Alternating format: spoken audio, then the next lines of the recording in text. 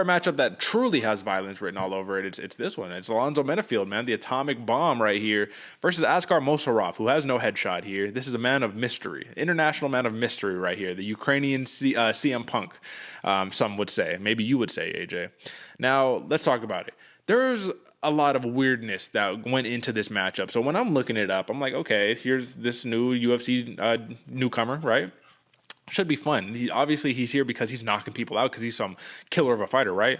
And then you do a little bit of a deep dive, AJ. And I told you. So one thing that was interesting is that his record originally on ESPN was 25-7, and then it got revised on Tapology to 21-11.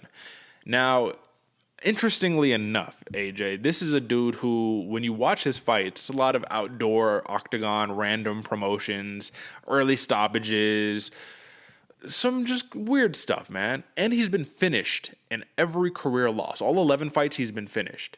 And how many first round finishes? 12 first round finishes. I'm talking about 12 seconds, 40 seconds, 30 seconds, time after time after time after time. So either you are the next Francis Ngannou nobody knew about, or there's a little fishiness going on in the background. What do you make of this, man? How does a situation like this happen? How does the UFC, the highest caliber organization, get their hands involved in a fighter like this? Man, well, it's weird, man. Because when I was doing my research on this one, that's exactly what I was seeing. Because it's not weird for us to see background or backyard fighters. We've done that before. Yeah. Right? It might have not been for a UFC fight. It might have been a Bellator, another one we're covering. But we've seen those style of fights happen before, so it wasn't anything out of the ordinary. Yeah. Then I started doing a little more deep dive, reading the comments on these things, seeing he has problems with USADA. He's getting visa issues. There's a lot of things going on. Learnings from Ukraine. And my big thing with the UFC is they are very much storytellers. Yeah. They're very much here to create a, what's the word I'm looking for? Create a narrative. Say again? A narrative. Narrative, brother. Thank you, Derek, with the words. Narrative, my man. Create a narrative and keep the story going. Keep the buzz going. Keep people interested. Keep the casuals interested, and not just the fights, but on the story that's going on. Once I learned this dude's from Ukraine, with all that stuff going on, a little bit of shadiness in his fights, you start going back and you're watching a lot of those 12 seconds, 15 seconds, 45 seconds wins that he's having.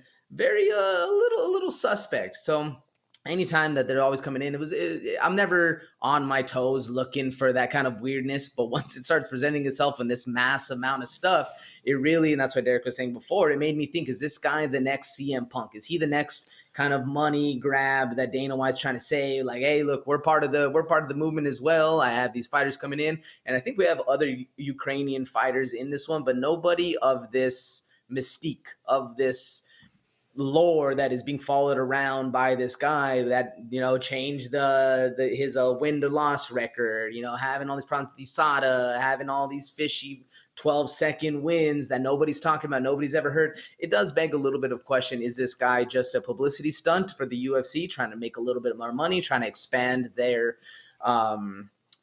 demographic that watches them? Or is this dude for real? Is he coming in because he's fighting a for real fighter against Alonzo Menifield? And if you're not the real deal and you've been throwing a bunch of cans, this is not the monster of a can you want to be fighting, Well, that's kind of my point exactly here. I was like, you realize the guy you're putting him in there against, right? Like, Alonzo Menifield is a dude who arguably, man, before he had a couple of hiccups, right? The UD loss to William Knight, right? The KO loss to Ovin St. Preux. Like, he's knocking you the fuck out. He's submitting you. He's putting 11 victories, right? 10 of them via finish, 8 knockouts, 2 submissions. Like, he is a finisher of all finishers. When we're talking about first round finishes, 8 first round finishes for Alonzo Menifield. Like, this is a fight that I anticipate, AJ, and I don't even want to be rude. I don't want to be disrespectful in any way, but I think Alonzo Menifield gets this dude out of here in like a minute, 2, maybe. Couple punches thrown, and that's basically it. Like, that's the level of discrepancy that I see between the skill set of these fighters. So Askar Mozharov, like I said, there's a lot of these fights where he'd leg kick straight right and the dude just crumples over and just falls down, and the referee's like, all right, I'm calling it off. I'm just like, okay. But Alonzo Menifield, he'll separate you from your consciousness. Like, there is no, like, you just lay down and take it. Like, you lay down because you can't walk anymore, because you can't, you know what I mean? So I don't have much to say on this other than, folks, tune in just because of the spectacle that is going to be. And if this dude gets knocked out very quickly, That's not going to be too unsurprising. But if he somehow does, because anything can happen in 4-ounce gloves, and he knocks out Alonzo Menifield, well, guess what, man? This dude is going to be a cash cow for the UFC. I will just say that. Problem is, he doesn't speak English, and he was asked in his pre-fight meetings if he copied Conor McGregor's tattoos, and he said, of course not. Of course he didn't. So, AJ, the more concerning thing to me here is that Alonzo Menifield, for a TKO prop, it is plus 135. Are we jumping all over that if you are a bettor, right? If you were placing a wager, you see plus money odds for Alonzo Menifield to knock this dude out. I don't see how you can't take that. Rather, like that's just asking to be, just like, please take this, right? Oh, yeah. If there's ever a gimme in a bet, because there never is, this is one of them right there. I think so. Plus 175 prop for Mozharov to get the TKO on Menifield, which I thought was very, very interesting. But decision, plus 750 decision for Menifield, plus 850 decision for Mozharov. I think plus 135 is the best bet that you could take right now. That is like the lock of the night for Alonzo Menifield to KO Mozharov. However, minus 140 for the money line. So, I mean, brother, what are we taking here? Yeah, I'm with that Menifield KO round one, brother. That's I was going with that until I heard the prop, and then once I heard the prop, it solidified. It made it a little sweeter right there.